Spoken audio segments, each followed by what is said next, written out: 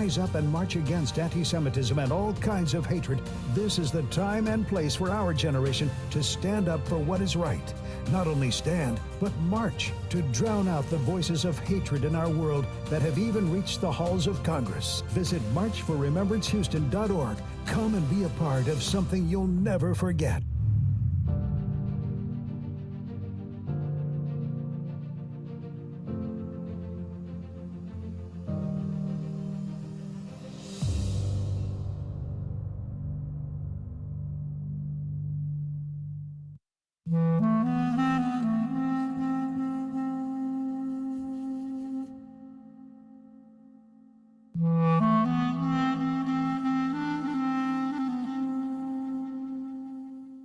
Wir leben in einer Zeit, in der wir uns aktiv an den Holocaust erinnern müssen.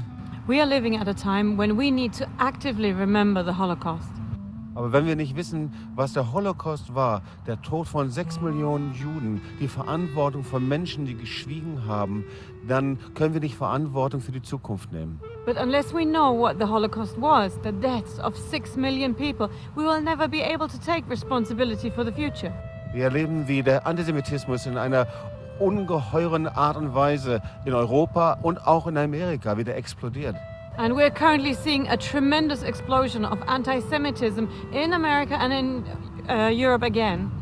Und ich wünsche sehr, dass dieser Park und dieses Gelände dazu dient, gemeinsam zu lernen und die Stimme zu erheben. And I really wish that this park will serve the purpose for learning together and raising our voices together.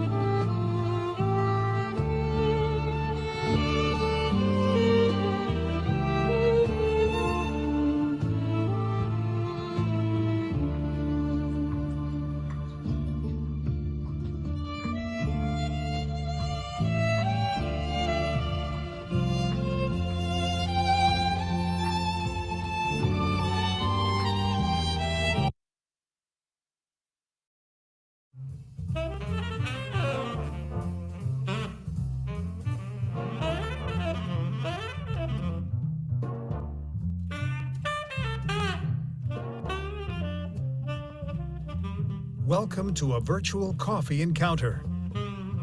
Brought to you by the Holocaust Remembrance Association.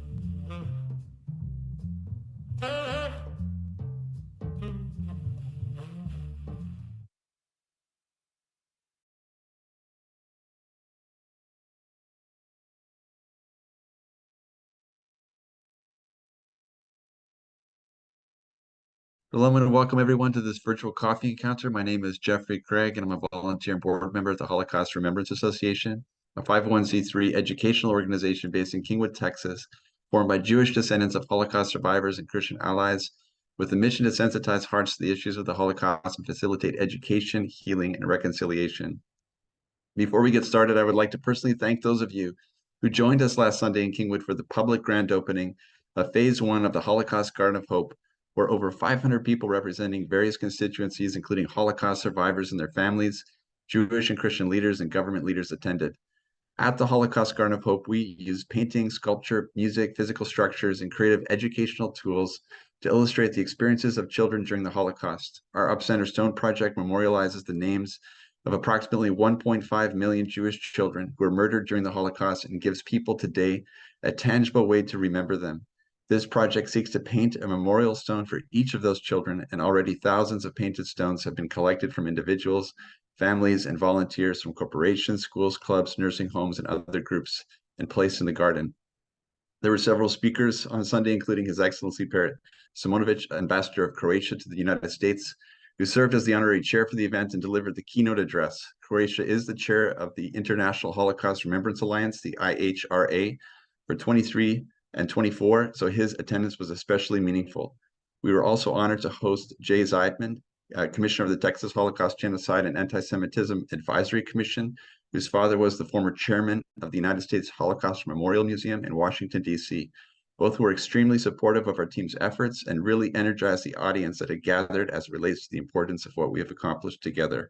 91-year-old local legend and child Holocaust survivor Bill Orland also shared his personal testimony.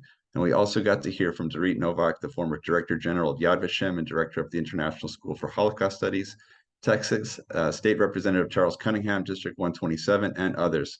Without further delay, I'd like to introduce Dr. Susanna Kokkonen and the title of our event, our virtual coffee encounter, A Fateful Time Remembering Kristallnacht in 2023. 85 years ago today, on November 9th, 1938, across Nazi Germany, Austria, and Czechoslovakia, synagogues and Jewish businesses, homes and schools were vandalized, burned, and destroyed. Jews were murdered and some 30,000 Jewish men were arrested and sent to concentration camps. It was the start of the Holocaust. This tragic pogrom today is known as Kristallnacht, the night of broken glass. Only a month ago, Israel experienced the most deadly single-day attack on Jews since the Holocaust. At this devastating time, our remembrance of Kristallnacht is all the more painful and urgent. Now, I would like to introduce Dr. Susanna Kokkonen. Dr. Kokkonen travels around the world speaking to Christian, Jewish, and civic audiences about the Holocaust, genocide, anti-Semitism in Israel. To date, she has lectured in the parliaments of Canada, Finland, and Sweden, as well as at the European Parliament. In addition to teaching, she is currently helping in an orphanage in the slums of Nairobi, Kenya. Originally from Finland, Dr. Kokkonen worked as an Israel lobbying director at the European Parliament in Brussels and as a cultural attaché at the Embassy of Finland in Tel Aviv.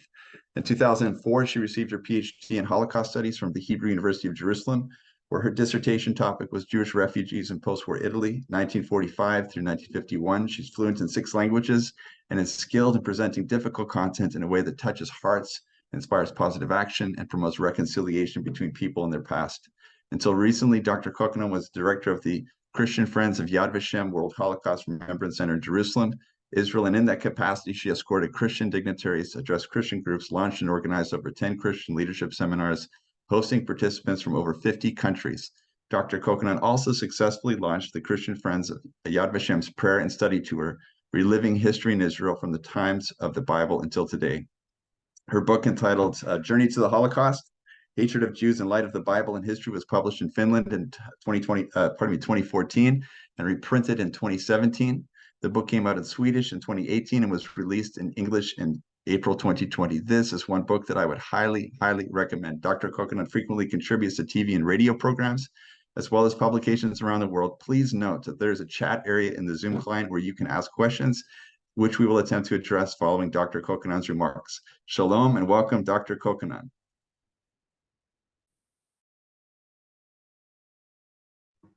Thank you. Would you like me to speak now? Yes, that'd be great. Okay, so I have sent Joan a PowerPoint, so we don't have to have that, but I'm wondering if we do, because it might make it more interesting, if we could share that. I think she has it. Joan, can you put the PowerPoint up? So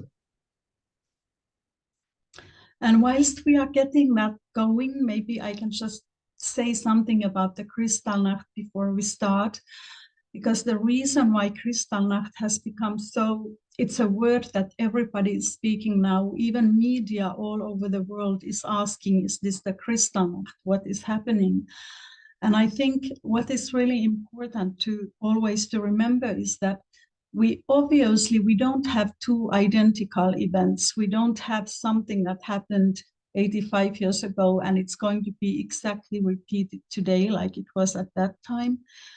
But what we do have, we have this atmosphere following October 7th. We have this atmosphere of hatred all over the world, which it's just so incredible because it is so powerful. Hatred is as powerful as love in a certain way. The expression of anti-Semitism and hatred is just so strong. And especially in Europe, but I know on the other hand that in the States, there have been massive gatherings as well. And that's one thing that connects those two events. But then the other thing is that what we have in the land of Israel, what we have coming from Hamas, we have this hatred. And it's genocidal hatred, like the Nazi hatred was, because it says that Jews have no place to be there. And nowhere is that expressed better than in that song or phrase that people are repeating in the demonstrations, from the river to the sea, which basically means that from Jordan River to the Mediterranean Sea, there's no place for the Jews. And that is genocidal. So what I want to say, these are things that I'm just kind of leaving them with you to think about, but this thing that a lot of the political leaders are speaking about two-state solution. But then I want us to pay attention to that this phrase from the river to the sea, that doesn't include a two-state solution.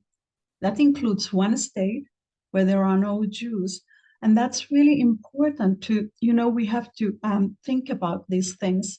So I'm going to go through this using the Kristallnacht, but I'm going to come to the current events. So this synagogue that you see burning here, just one of 267 synagogues that were burned during Kristallnacht.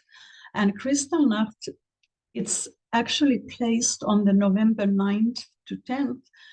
But I think it's really important for you to know that in 1923, Adolf Hitler had tried to commit a kind of revolution, a coup. In German, it's called Putsch. And that also happened on those same dates. So that date was very important. It was also the date of the armistice at the end of World War I. So basically, we have some places in Germany where Kristallnacht, the burning, started already on the 8th. And we know that the Nazi leaders were gathered together because they were celebrating that former revolution attempt.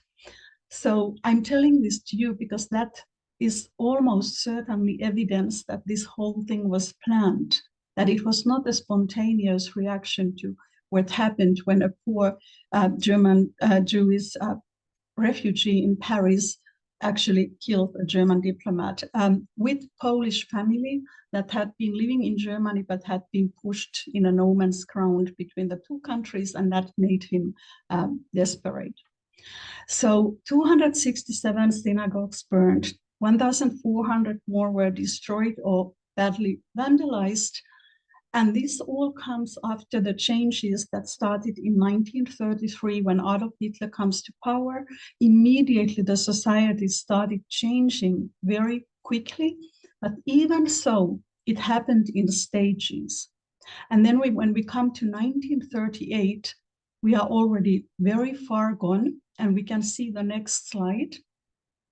And we can see that also 7,000 businesses were vandalized and homes were destroyed. And I want to say a couple of things here.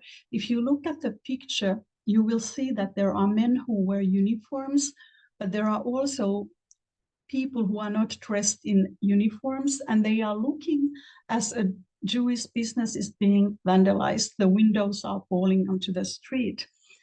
And I want to say that I was actually thinking, like, what connects this Kristallnacht and all that happened in Europe? What does connect that with what's happening now in the land of Israel? And I realized that the crowds connected, because the crowds would come and they would watch what was being done, even if they didn't participate in it, but neither did they try to stop it. And now we have these huge crowds that are coming to those demonstrations, and there are lots of interviews. Many of them have no idea what they are demonstrating for, and they are there. And both of these crowds are on the wrong side of history. And then if you look at the bottom picture, and it's a Jewish home that is being looted and destroyed. And this is a major step, because until that point, there had been anti-Jewish laws. But to come to your home and destroy your home is different. The person loses their sense of security. There were 91 deaths, but there were hundreds of suicides, over 300 suicides in the immediate days after Kristallnacht, because German Jews realized that their position had become impossible in that society. And as we move on, I want to show you this arrest of 30,000 Jewish men. And I just want you to see this picture, because if you look at those men, what we see here, we see people who are probably middle class. They have lived very quiet lives. They have been working. They have had their families. And now they are arrested and they are sent into concentration camps, which already were founded in 1933.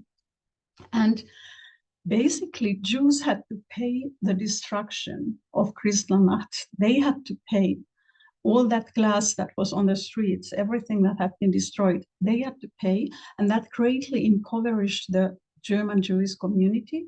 But also, imagine the families when their husbands and their fathers were taken to these concentration camps. 30,000, it's a huge number. And that all meant that the Jewish community in Germany was becoming very poor and also desperate. They understood that something very evil was happening. And as we move on with the slides, I just want to show you how Germany had changed by 1938. The marks on from me, I'm looking on the left side, the picture. Those are actually for prisoners in the concentration camps, but it kind of fits with the story, because racial laws had been enacted in 1935, and Germany had become a racial state. And it's really hard for us to understand, but race is a central component of the German state. It's a racial state, meaning that race is something, it's like a unit, like a political unit, something that you use, something that you can count and identify. And there's one party there that controls every aspect of people's lives. Jewish passports have been marked with letter J, and Nazi Germany has gained foreign policy victories. They have taken Austria, and then the Western powers, in their weakness, they actually have sacrificed the little country of Czechoslovakia. But now what really ties this again to what's happening now is that Hitler never intended to stop with Czechoslovakia. That was an unnecessary sacrifice, and that would never bring peace. So I want you to think about what's happening today when people are saying that Israel has to stop immediately and leave Hamas intact in Gaza.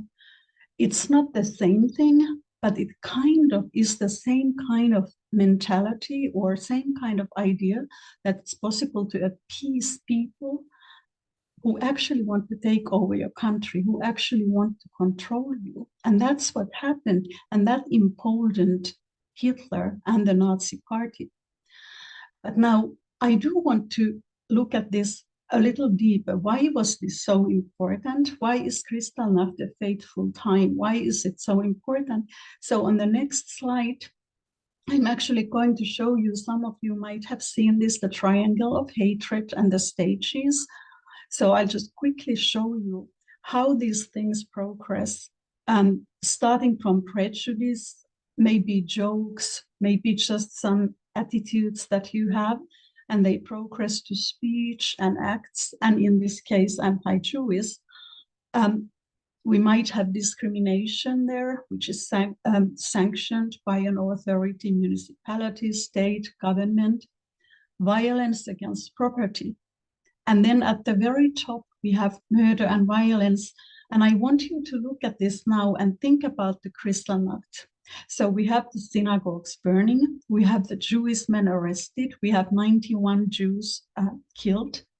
So actually, we are either in the violence against property, or we are between that and the murder and violence, but then the mass murder, that becomes possible at the very top when all these stages have happened. And that, of course, is what is going to happen very soon, because in 1939, World War II starts, and the largest Jewish community in Europe falls under Nazi authority, and that is the country of Poland. We move on, and here, this is a beautiful, beautiful synagogue in Berlin, but you can see the destruction. So it wasn't just burning, it was also destruction. And what they did, they took the Torah scrolls and prayer books, and they especially burned them, desecrated them, and they forced people to, especially religious Jews, they forced them to stand on them. So now I want to ask you this question. We are talking about the enemies of the Jewish people, whether it's then or now. And I want to ask this question: why is it the synagogues that are targeted? So the obvious answer is, well, because those are Jewish places. There are lots of other Jewish places, community centers, all kinds of places. And why the Torah scrolls and prayer books? Why are those so important? That's what you desecrate. So we go to the next slide, and I'm going to talk to you about this using art. Now, anybody who has visited the Holocaust Garden of Hope and maybe been in the opening, you would know Samuel Bach, perhaps, the artist, born in 1933 in Vilna, Lithuania. He was, as you can see from the year, he was a child when World War II started in 1939.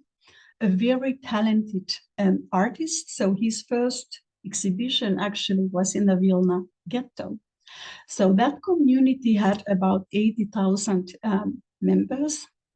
But when the war ended, only about 250 came back. That was the number of survivors. And Samuel and his mother, they were among the survivors. And then Samuel, even as a boy, he had to struggle with art. Is art something you can do after the Holocaust? And actually, it's very interesting. This painting is called Memorial, and it's from 1986. But all of his paintings, they have this quality that is really hard for me to describe. I think it's almost like sadness and brokenness. And always when he draws the tablets of the law, which you can see that these are 2 tablets easily, it's always something that is broken, because he's expressing the brokenness of how those tablets, how that law was broken during the Holocaust. And in this, if you look at these tablets, if you look at this painting, you see the number 6. And the obvious thing that we think about that is that 6 million died. But actually, I don't know, nobody knows except him, but actually it could also be, from the book of Leviticus, and I'm sorry that for some reason I have it in the wrong language there, the Bible reference, but the 6th commandment, and usually it's written, you shall not kill, but in Hebrew it's much stronger because it's a different word. It's actually murder. There's a difference between killing and murdering, and it's lo tirtzach, you shall not murder. And then you have letter Yud, which you can see at the top, the little thing that's a Hebrew letter Yud. It's one of those letters that always refers to God's name. And then I want to give you another interpretation about this whole painting, because it's different stones together. And in the Bible, when people wanted to make, they wanted to make a covenant, and they wanted to behave well with each other, but that covenant was made before God. In the Old Testament, you find several cases where they put stones together. And that's it, that's witness. But that same word is also testimony. That's also when the Holocaust survivor speaks to a group and tells their story, they are giving edut, their testimony. So I think this is very deep. And now you might be thinking, well, weren't we supposed to talk about why the Nazis attacked the prayer books and Torah scrolls? My suggestion is that it's related to this, because when they were attacking the Torah scrolls, what were they attacking? God's law. They were attacking God, you could say, but you can't really attack him. But that law is what he gave to the Jewish people. And this is really deep, like something that we probably want to think about, because at the end of the war, in the war trials, 1946, the people who were accused, the Nazi leaders, they all argued that they had done nothing against the law. Everything was legal, what they had done. So how do you convince them that they are guilty? How do you convince the public that they are guilty? By saying, this is what the chief prosecutor said, that didn't matter because all of Germany had become an illegal state. And for me, this is really deep, because I think that the Bible talks about the son of lawlessness and all these kind of things. And I connect them all. I don't have like a full story yet, but somehow I connect all of this. And I believe they were attacking the synagogues, because on a much deeper level, they were attacking the Jews, because they knew that they had brought God's law into this world. And so we move on. And I want to show you another person. Probably all of you know the name of Dietrich Bonhoeffer, a young Lutheran pastor who initially didn't understand what was happening, but very soon understood that Hitler was a very dangerous man. So now this is really important. When these synagogues are burning all over Germany, what did the church do? How did pastors react? What about priests? What did they say? And now, unbelievable. It is so unbelievable, but actually in Berlin, we know of one pastor who spoke out publicly, and he said that these synagogues are houses of God. This was his protest. You can't burn them because they are also houses of God. But the church was silent. It really was silent. So Dietrich Bonhoeffer, he wasn't in Berlin or in any big city at that time. And he actually didn't know at that date what was happening. But later, when they found his diary, they found that next to the date of November 9th, he wrote Psalm 74. And this psalm expresses exactly what happened in Germany at that time, because he says the enemy has damaged everything in the sanctuary. Your enemies throw in the midst of your meeting place. They set up their banners for signs. Now let's stop here for a moment. They set up their banners for signs. What were those banners? The swastika. You know the Nazi symbols, right? They were everywhere. They seem like men who lift up axes among the thick trees, and now they break down its carved work all at once with axes and hammers. Now, at this time when he wrote these words, this had not yet happened, but Himmler, Heinrich Himmler, who was one of the most important leaders in that system, he actually talked about how these brave SS officers, how they had to use these axes, like axes had to be used. This is just something really strange, because that's just not connected to Bonhoeffer, but somehow it is. They have set fire to your sanctuary. They have defiled the dwelling place of your name to the ground. They said in their hearts, let us destroy them all together. They have burned up all the meeting places of God in the land. So why is Bonhoeffer understanding this? And why are there not others who are speaking up? And I tried to think of explanations. First of all, indifference. Second of all, they didn't identify with the pain of the Jewish people. They did not see them as they would see somebody who was like them. It's just hard. And then anti-Jewish thoughts that they had. Anti-Semitism that was inside the church for sure. Opportunism, a mistaken belief that Hitler was the right leader at that time, that there were qualities that made him the right leader at that time. And I want to share with you, actually, the saddest thought of all is that in all of the fascist countries in Europe at the time, Italy, Portugal, Spain, you know, those men, they were all afraid of the church. They all knew that the church was capable of opposing them, and they kept their relationship with the church. Even Mussolini, who was a socialist in the beginning, but he had to submit himself somehow to the church, so he didn't have full power. So Adolf Hitler, he spoke and he said he expected the church to be a problem. And that is very sad, because he expected it, but they weren't. They weren't a problem. Some of them even joined him. And the confessing church that Bonhoeffer and others formed, sadly, it wasn't big enough to really cause them any harm. It's a wonderful spiritual opposition, but it's not all of the church coming together for God. Let's move on. And this, my heart broke when I saw this. I've never seen this picture before until I made this presentation. And I found it that it's actually a graffiti. And you know what? It was painted at the time of the Kristallnacht in Berlin. And it says that the Jews are bloodsuckers and Jews to Palestine.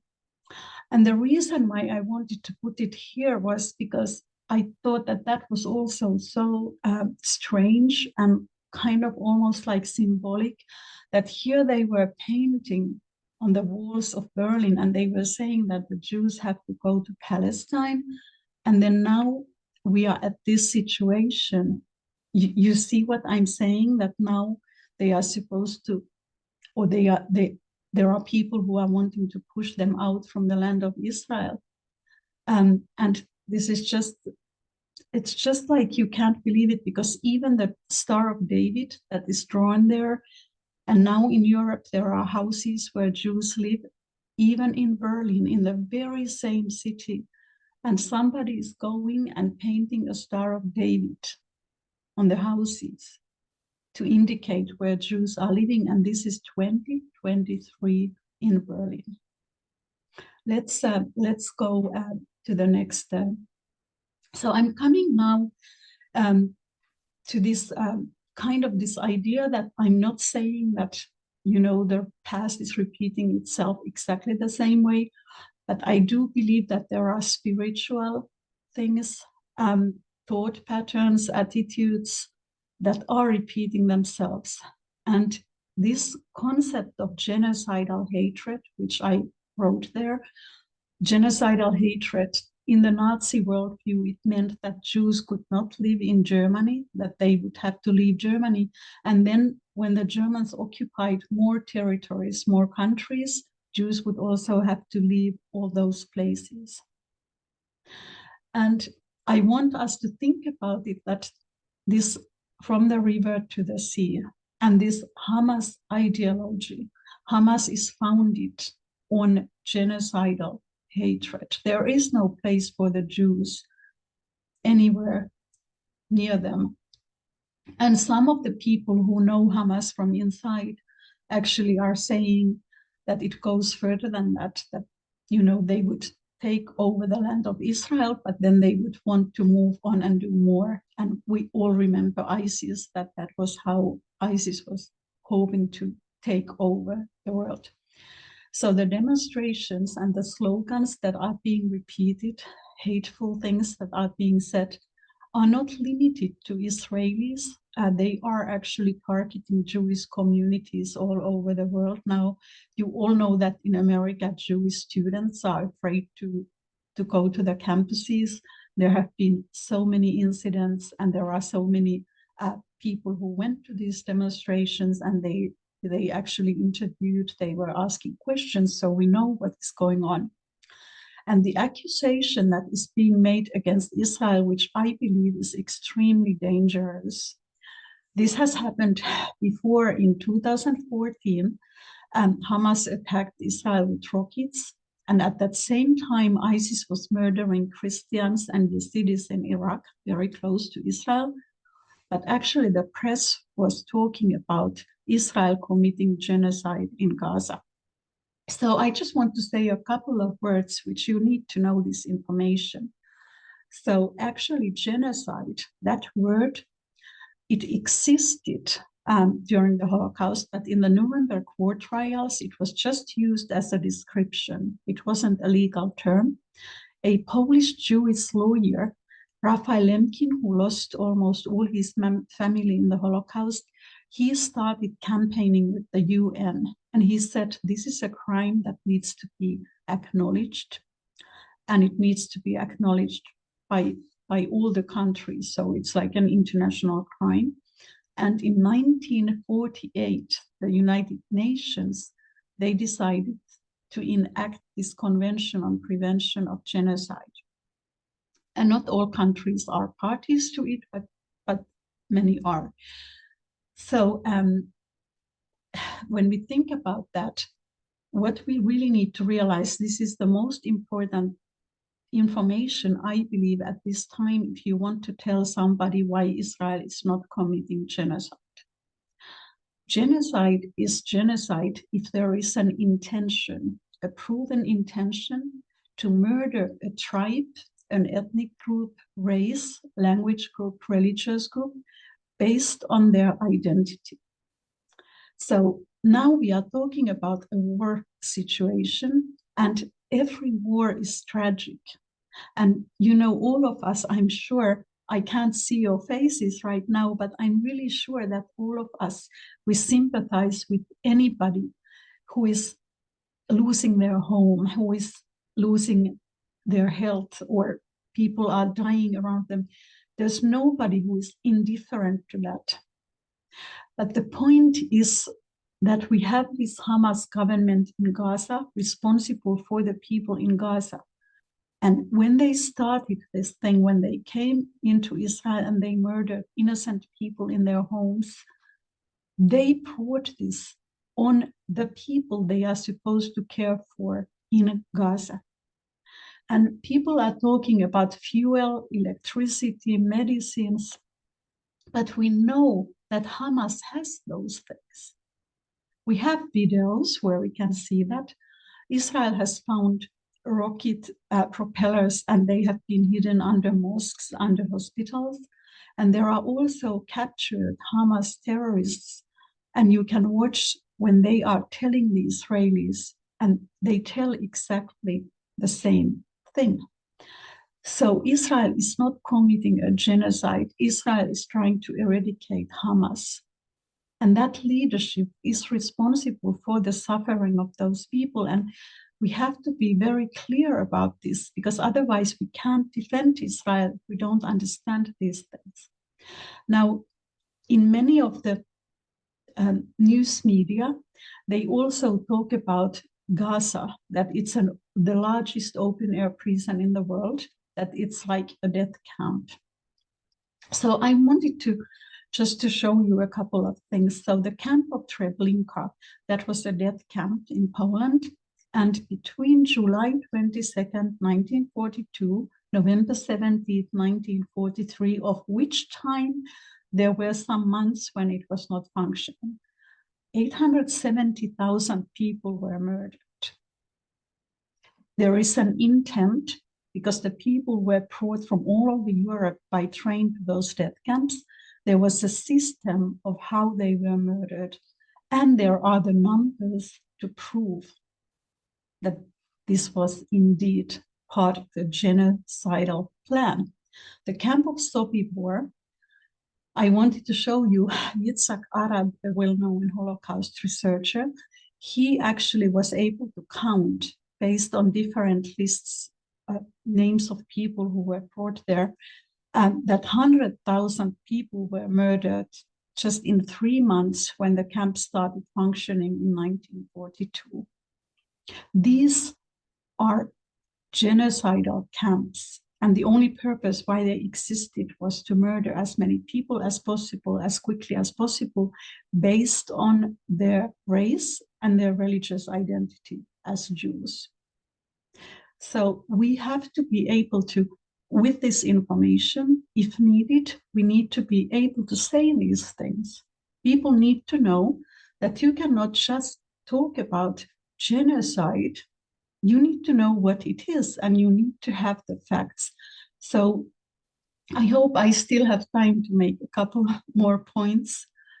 But just I want to say that this crime of genocide is so serious that if you remember, in Rwanda, Africa, there was a genocide in 1994 when 800,000 people were murdered, actually also in 100 days. And a lot of countries have still not recognized that as a genocide, because you have to be absolutely sure that if you say that something is a genocide, that then you know that that's what it is. And my last slide that I would like to go to, this kind of, we are coming to the end, and these two pictures are from the same place. This is Kibbutz Be'eri, one of the places that was attacked by Hamas. So the below photo with the photos, that's 2019, and then above is 2023 after the army came. I feel like when I look at these pictures that, if we say that we are friends of Israel and we want to stand with Israel and the Jewish people, that we have been living in this garden kind of that is below, because of course there have been wars and there have been terrorist attacks, but the truth is that we have never ever lived through a time like we are living through now. Nothing like this happened before in Israel, and nothing like this ever happened where our response is required, like it's required now in this situation where the crowds are in the streets and they are speaking against Israel, against God's people. And that is a challenge, because some of the church is totally quiet at this time. Not everybody is speaking up. It's mainly the people who identify themselves as friends of Israel, friends of the Jewish people. They are speaking up. But there are a lot of churches that have never said anything about this since October 7. And this is kind of like our time of showing our colors. And it doesn't mean that we are going to panic and we are going to be in this panic mode and we are going to be helpless and desperate. And no, that cannot be what it means, because it has to be courage, wisdom. We have to know what we are talking about. We have to know who is the person we need to contact to make the case. We need to know how we call the media, what we do in practice, and what the Holocaust Garden of Hope is doing is so important at this time, because it's connecting the past with what is happening right now. And this Psalm 94 that I put here next to these pictures, Psalm 94 reportedly, even though we are talking events from such a long time ago, but when the Roman soldiers came to destroy the Holy of Holies when they entered the temple, the second temple, before the diaspora began. Levites were singing Psalm 94. It was a Shabbat, but they were singing a Wednesday psalm. And it's almost like a prophecy if you read the whole psalm, which I urge you to do. But I want us to look at this now before I end my talk. O Lord God, to whom vengeance belongs, O God, to whom vengeance belongs, shine forth, rise up, O Judge of the earth. They utter speech and speak insolent things. All the workers of iniquity boast in themselves. They break in pieces your people, O Lord, and afflict your heritage. They slay the widow and the stranger and murder the fatherless. Now, this is exactly what happened. There were even strangers. There are people from many different nations, people who had come to work in Israel. We saw the pictures. We know that the embassies are trying to somehow to get them freed. Yet they say, the Lord does not see, nor does the God of Jacob understand. And I think, to me, it seems that what is really important now for us, in addition to all these practical things that we are doing and speaking and writing and so on, also to say to people who don't understand why this happened and they feel desperate. The enemies say that the Lord does not see, nor does the God of Jacob understand, but we need to say that the Lord does see, and the God of Jacob understands. That is my message, what I believe that we need to do right now, because everything that is written here is so true to this situation. But God does understand. We don't understand his ways, but he does know what is going on. He does understand, and we know that Israel is not going to be destroyed. And that's important that we keep that in mind and we say it confidently, because that's not what God has spoken. What God has spoken, that's what will happen in the past, in the present, and in the future. So I would like to end here.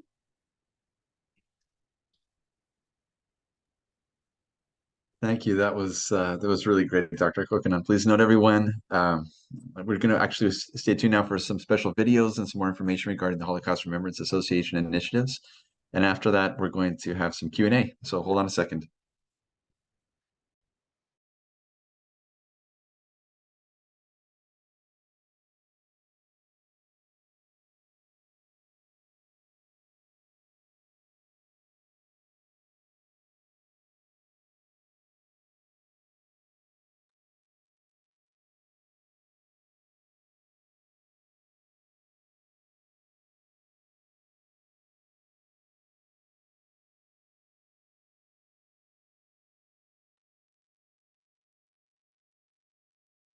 Joan, can we get those videos?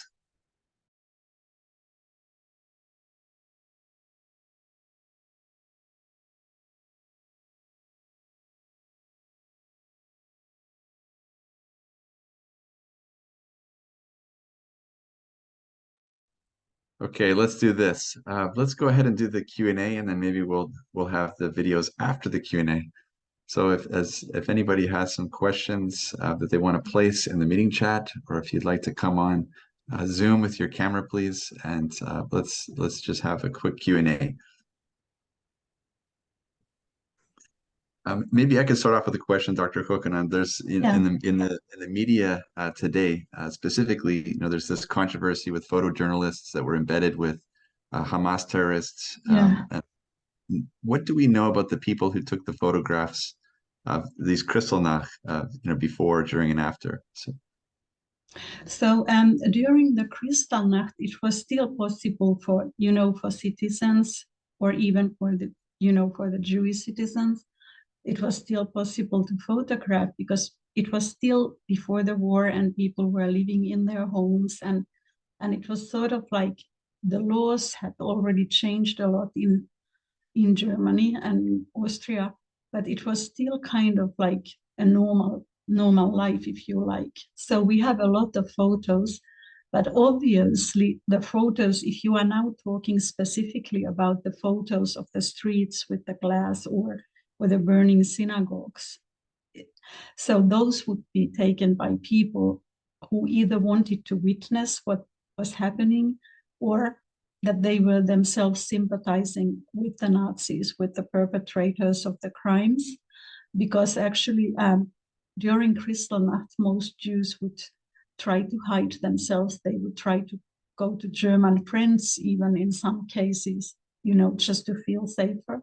So it's not like they were, out there taking photos. But I need to remind you, because I assume most people here are Americans, that of course there were photos that were also published afterwards in the media all over the world. And I remember that I saw some, American newspapers that they had very detailed information about what had happened during the Kristallnacht, and they had those photos. So even the media, even though the media at that time was very different from, what it is now, because now we have so many different ways of, show broadcasting or showing the information, but still at that time they were able to report to other countries and so on. And you mentioned that there was probably some pre-planning involved. How long do you think it would have taken the SA and the SS to plan this national pogrom? So what I know is that the Nazi leaders, they actually sent message to police, people who were supposed to keep order, and they told them that there will be, vandalism, and there will be different things, riots happening, and you are not to do anything about it. Meaning that, they didn't want, because we have to realize that in the police force, you would still have people who would want to act like a normal police force would act. So they didn't want them to, so they sent them instructions. But in terms of the planning, I don't think that, that might have been so complicated, because obviously they would need to call and so on. But, if you had some instigators, people who would, start that, and then you had people in uniform who would be either sympathetic or acting with them, that you could quite easily get, crowds. I don't even know, when I look at those photos where we have so many people, thousands and thousands of people in the streets of London, Berlin, Paris, wherever. And that mentality of the crowd when people are acting as a group, I'm not an expert on that, so I can't really explain what happens there. But there is something that happens. And that happens because when you look at those photos and you see that perfectly normal, well-dressed people are watching as these buildings are being destroyed or going up in fire or being vandalized, that's not normal. But that is something that, kind of like a mass, I wouldn't say mass psychosis, but probably in some instances, yes, because you can't explain it.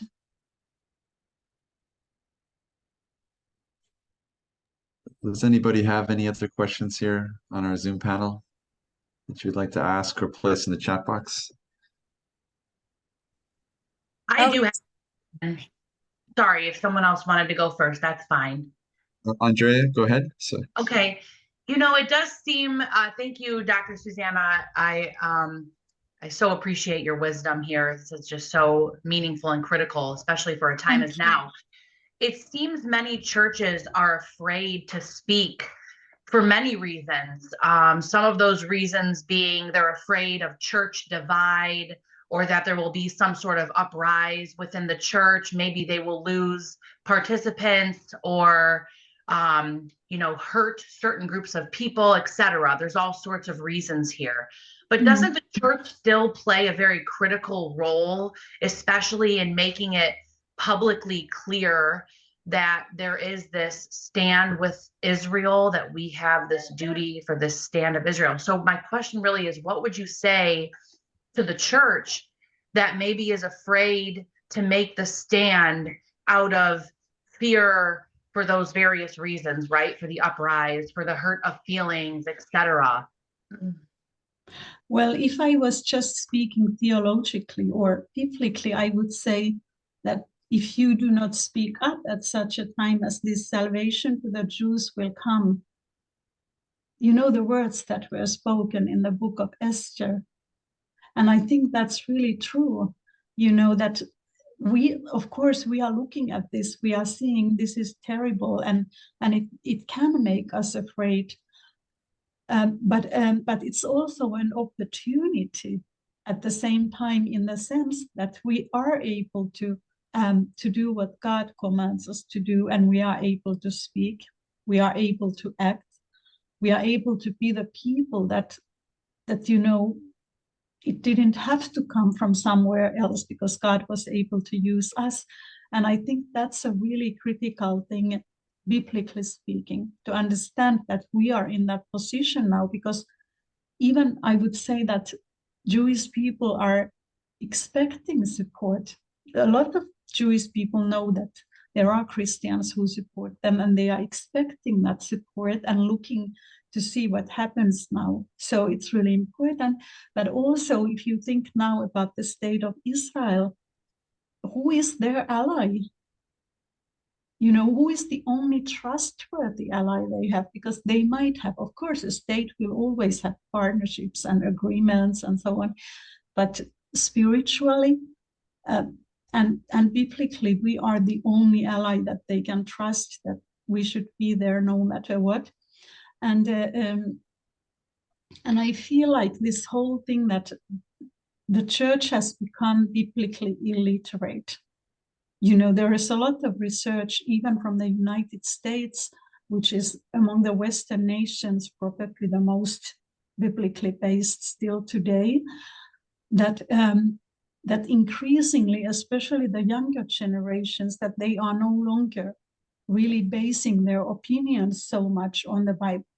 So I feel like we have to tell, maybe just, you know, tell the pastors that we are worried that if the church is not taking a biblical stand in this issue, that what's going to happen when there will be other things, and there will be. You know, we can't, you know, we all probably know who are in this event, that there will be more and more, and we need to be ready, and we need to, you know, even in Germany, when those things were happening from 33 to 38, there was always an opportunity to act, even though the things happened quite fast. But there were many test cases to see what will people do. And if they didn't do anything, that meant that the Nazi leaders were able to, you know, to commit themselves to a certain course of action, which usually was something very bad. So here I believe that, you know, the church is in a very important role. And it doesn't mean that we are, because I think that the fear is that, you know, many pastors might be afraid to talk about this because there are so many accusations now against Israel, and they don't want to appear that they are supporting this violent Israeli government, that they are supporting, you know, all those horrible things. But we really have to be morally very clear, because otherwise we won't have that clarity when other, perhaps, things that touch us, even our individual lives, when those things come. I have a really quick follow-up to that. It's very quick. Yeah. There's a lot of rhetoric with the church, let's say. I hear this a lot, whether it be in various, you know, Bible studies. I'm really hearing, it's really concerning to me, because I'm hearing this a lot in the church arenas, where churches are not making the stand, because then all of a sudden the church looks like they're taking one side over the other. So let's say they're not going to hang an Israeli flag, or they're not going to stand publicly for Israel, because then that's saying, well, we don't stand with Palestine, right? So now there's this whole divide between, well, if I say I stand for Israel, then it says we don't stand for Palestine. So I'm interested to know any comment you have on that. I mean, you know, we always have to take a side, right? if you are a Christian, that's what you have done when you have decided that you are going to follow what God wants you to do. You have already taken a side against something, right? So we don't live in a world where we can just be like so diplomatic. We have to take sides. But in terms of this thing, I believe that one thing, now I'm going to give a very practical point here, not biblical, but one thing that is also important to say is that this conflict, it's between Israel and Hamas does not want to help its own people. So if somebody is siding with Hamas, it's not like they are helping the Palestinian people. They are not, because Hamas actually, they do horrible things to their own people in the street, with the Sharia law. And I've been watching testimonies by Palestinians who they said that they steal the fuel, they steal the medicines, they steal the food and everything. It's not like there's nothing, but they steal it and they distribute it among themselves. And there's like a caste system. If you are not part of Hamas, you are nothing in the Gaza Strip, in that society. So I think we also need to be able to say that this is the case, that Hamas is not at the best interests of the Palestinian people. And this is just a very practical point, not a biblical point. Thank you for that. I think we have now the videos are ready to go. Joan, are you there?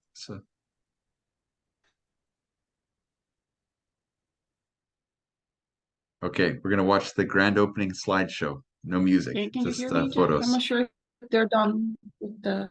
Can you hear?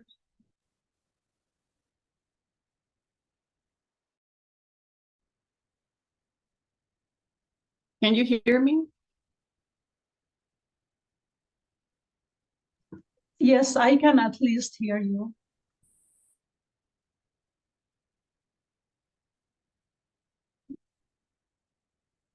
Thank you. Thank you so very much, Doctor, for your exposition. It's very sobering. It's almost incredible that we're living through another Holocaust. But I think that what you said, the analogy that you made with Esther, the book of Esther and Esther herself, in regards to making a stand is very important. Perhaps the church needs to remember that it doesn't stop where it says salvation will come to the Jews from somewhere else, but Esther had to take a stand. It said, don't believe that you and your family will be spared. So I think it's very important that in this particular case, the church remembers that this is not just happening to the Jews, it may be happening now to the Jews, but also it's coming to our doorsteps because it's not going to stop with Israel. So it's very important that we make a stand and we take a stand, just like Esther had to make a stand. She had to come to the realization that she cannot just believe that she was the queen and her family was going to be okay. So I think that's probably important as well. Thank you. Yes, thank you so much. What you're looking at here is the gate, the entrance to the Holocaust Garden of Hope. It's a replica of an entrance gate of the Jasenovac concentration camp and death camp in Croatia. This is a World War II Jeep, an authentic World War II Jeep. We had a color guard that presented the colors at the event from the local ROTC.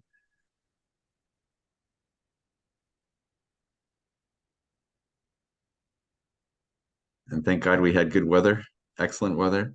So the temperature was just right and we didn't have any rain. It's the pastor from a Nigerian church.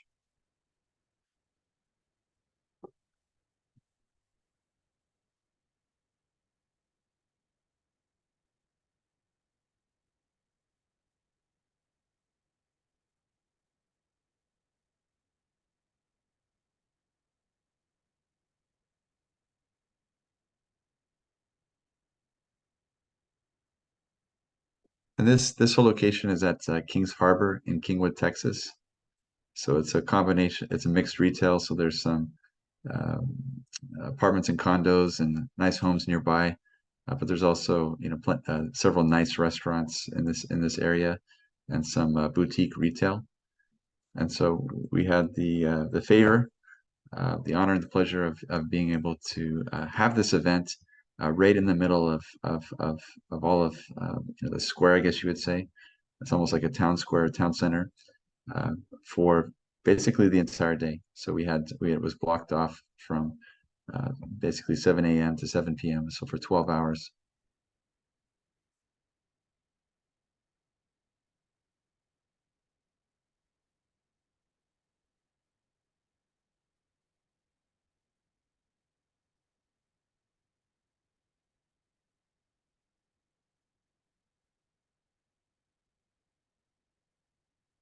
I'm happy to report that over $300,000 was raised at the event. So that if you visit the Holocaust Garden of Hope today, what you will see is the gate, the Founders Court, and the first two exhibits. There's a plan for 8 exhibits, and Dr. Kokkonen has actually written the text, the educational text that goes along with those panels. And so we're just in the process of raising money and completing the construction. There's also a path of righteousness that will go through this garden, and it will be lit as well so that you can visit it at night. So it's Mitch and Rosalie and Dr. Victoria and Paul Sarvati.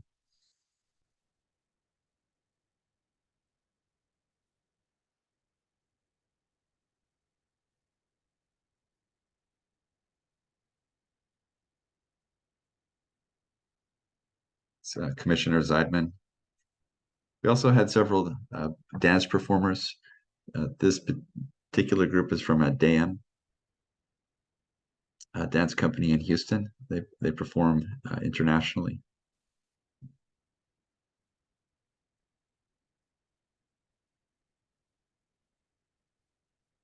And this is Mr. Bill Orlin, who had a great testimony. He speaks really well. It's really hard to believe that he's 91 years old, and he's very mobile. He speaks multiple languages, and he shared just about his journey through Europe during World War II to the United States and back again to Germany. So.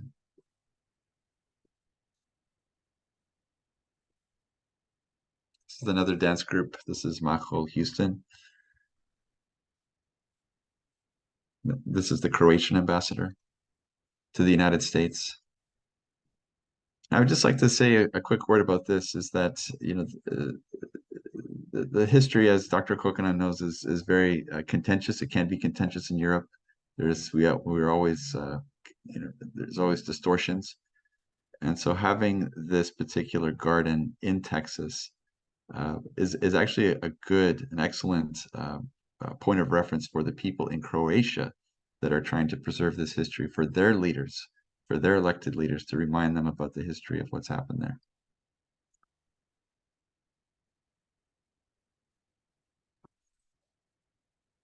Okay, so we're gonna close here. I just want to thank Dr. Kokkonen again. Our next virtual coffee encounter is presently in the process of being scheduled, and it will probably take place early next year, so stay tuned for that. I'd also like to personally reiterate the importance of Dr. Kokkonen's book, Journey to the Holocaust, Hatred of Jews in Light of the Bible and History. She did write the exhibit text, the text for the panels in the Holocaust Garden of Hope, the first two of which you can visit now, and we're expecting virtual materials next year. And as a special offer for today, if you make a gift of $100 or more today, you will receive a signed copy. So please visit hra18.org or holocaust-remembranceassociation.org. And then in the top right-hand corner, you'll see a donate button. And if you just, after selecting your donate amount, if you can just select virtual coffee encounter in the gift designation box, we'll note you and we'll get you a signed copy of that book. I'd also like to conclude today by reminding everyone that the Beauty for Ashes luncheon at Kingwood Country Club will take place on Friday, March 22nd, 2024. So please save that date on your calendars. And if you can't be there, please consider sponsoring. A registration and sponsorship link can be found in the Zoom chat box and will be emailed to everyone after the close. And you can also, again, learn more about that event by going to hra18.org or holocaust-remembranceassociation.org. and clicking live events under the events menu at the top of the page. Thank you once again for attending this virtual coffee encounter, and shalom from Texas. Shalom. Shalom, shalom. Shalom.